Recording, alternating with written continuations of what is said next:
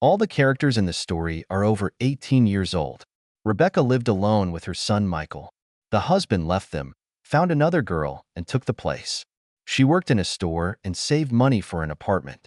Relatives helped a little, and so I bought a one-room apartment. And I considered it a blessing. I'm tired of being here and there, renting rooms and not having my own corner. Gradually, they got everything they needed and, in general, did not live in poverty. They believed that they were living normally. She was 42 years old, a blonde of medium height, pretty, not thin and not fat, cheerful, with a character, friendly and unassuming. I looked after myself, sometimes went to the pool. Men had been in her life.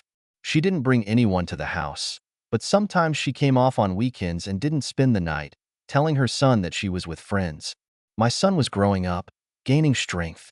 He's got girlfriends himself. Rebecca noticed that he didn't get too attached to one or the other. He meets, throws himself, throws him. No tragedies were expected. At the age of 16, he got into the taste and began to regularly walk with the girls.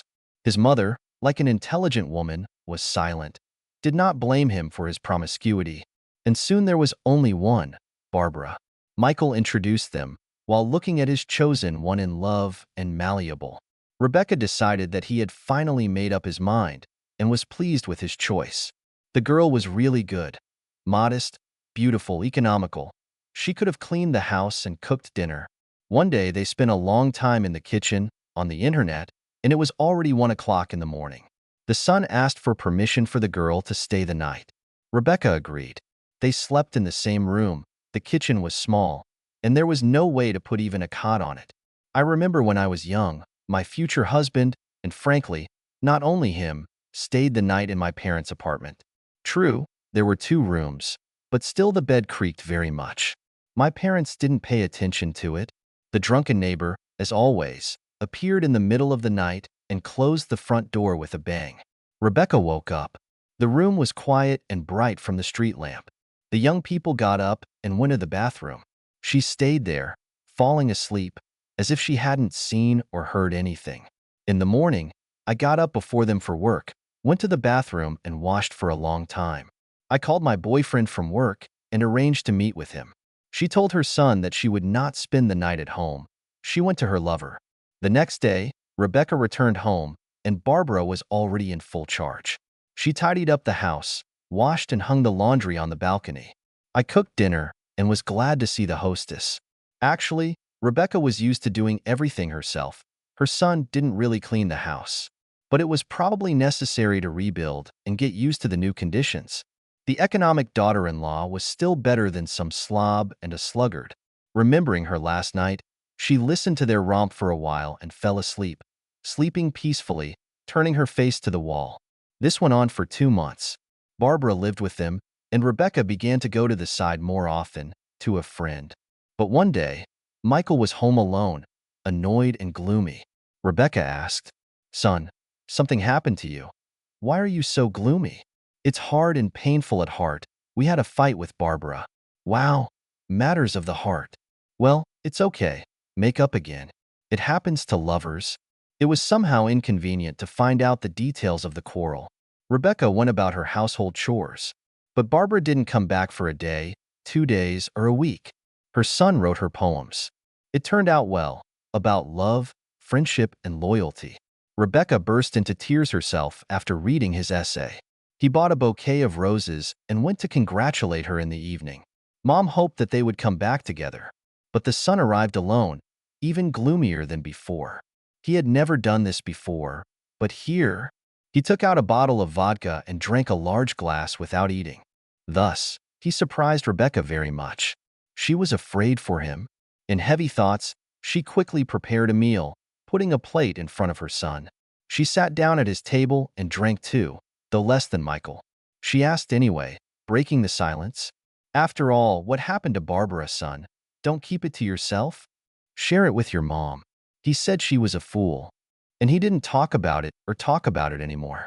They had dinner in silence, and Michael went to bed. When Rebecca entered the room, she heard him sobbing. I lay down next to him on his couch, trying to comfort him. Gradually, the son calmed down, and so they fell asleep together. The next night, Rebecca went to her bed, but she could hear Michael tossing and turning, sighing heavily. As soon as I got up, I went to the kitchen. My mother's heart was breaking. She called him to her.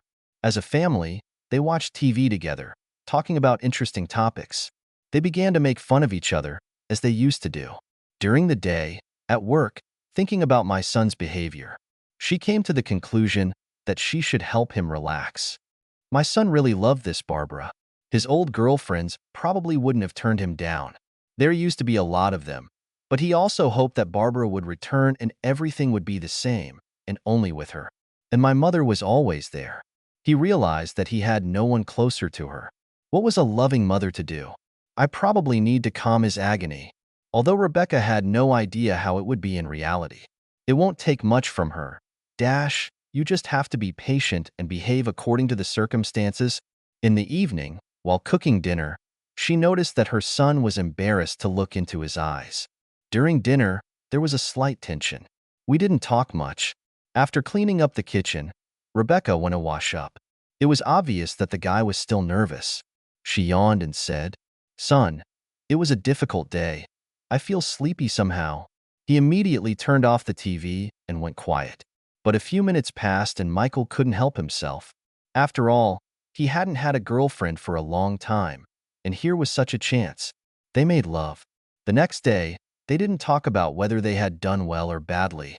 When Rebecca changed her clothes after work, her son came up to her. They made love again.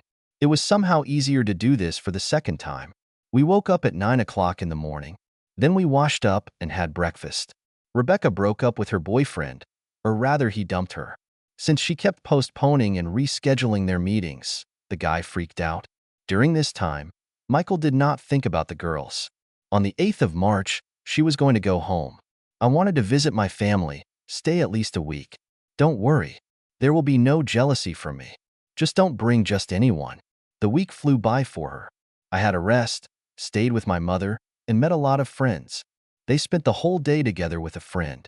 We sat in a restaurant, then went to a friend's house.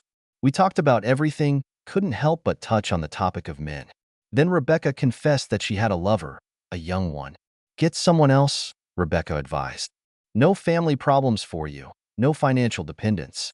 The friend laughed and promised to think about it. She returned home in the afternoon. Her son was at work. The house was in order. The soup was cooked and everything was in the refrigerator. There must have been a woman here. And more than once, Rebecca thought. Well, he's young. He needs to. Michael came in at 7 in the evening. I asked how I rested. What's new there? She talked while he was eating, then asked what he was doing without her. After a pause, he confessed that he had reconciled with Barbara. She spent the night here.